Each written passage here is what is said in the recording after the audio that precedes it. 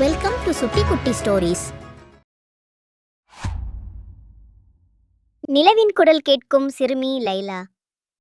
அமைதியான ஒரு நகரத்தில் சாதாரண வீதியில் லைலா என்ற சிறுமி வசித்தாள். வெளியால் எல்லாமே இயல்பாக இருந்தாலும் அவளிடம் ஒரு அபூர்வமான திறமை இருந்தது. அவள் நிலவின் குரலை கேட்க முடிந்தவள். ஒரு மாலை ஜன்னலால் ஒளிரும் வெண்மை சந்திர ஒளி தவிர வேறு எதுவும் இல்லை. அந்த வெளிச்சத்தில் லைலா வியப்புடன் மேலே பார்த்தாள். அப்பொழுதுதான் அவளது காதில் ஒரு மென்மையான குரல் விழுந்தது. யாராவது என்னை கேட்கிறார்களா? லைலா மெதுவாக கேட்டாள். ஆம் என்றது சந்திரன். நீ கேட்கும் இதயத்தை கொண்டவள்.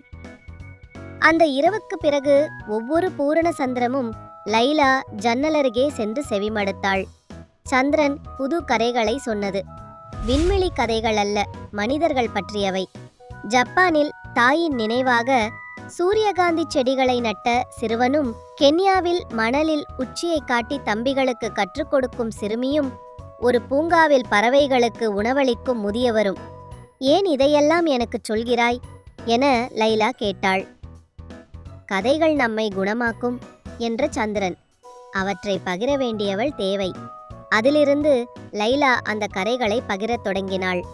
தன் வகுப்பில் ஜெஸ்ஸி என்ற சிறுவன் புலம்படும்போது அவனிடம் மிடுக்கான இளவரசன் டிராகன்களுக்கு பாடல் பாடி அமைதியை உண்டாக்குவதாக ஒரு அழகிய கதையை சொன்னாள். பிறகு அவனது ஆசிரியை சோர்வுற்றபோது ஒரு கடிதத்தை மேசையில் வைத்து சென்றாள். ஒரு மரத்தடியில் கற்றுத்தரும் ஆசிரியை யாரும் கவனிக்கவில்லை என்று நினைக்கிறார். ஆனால் குழந்தைகள் அவரை நேசிக்கிறார்கள். அவளது ஆசிரியரின் கண்களில் கண்ணீர் வந்தது, ஒரு மெல்லிய புன்னகையுடன். ஆனால் அதே சமயம் இரவில் சாம் பயந்தபோது லைலா கூறினாள், ஐஸ்லாந்தில் ஒரு குழந்தை சிரித்து கொண்டே தூங்குகிறாள். உன்னையும் சந்திரன் கவனிக்கிறான். கதைகள் பரவத் தொடங்கின.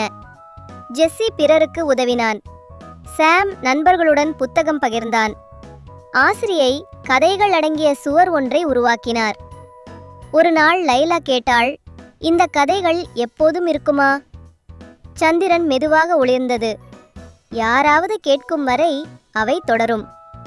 பின் லைலா கதைகள் சொல்லும் சிறுமியாக இல்லாமல் கதையாகவே மாறினாள்.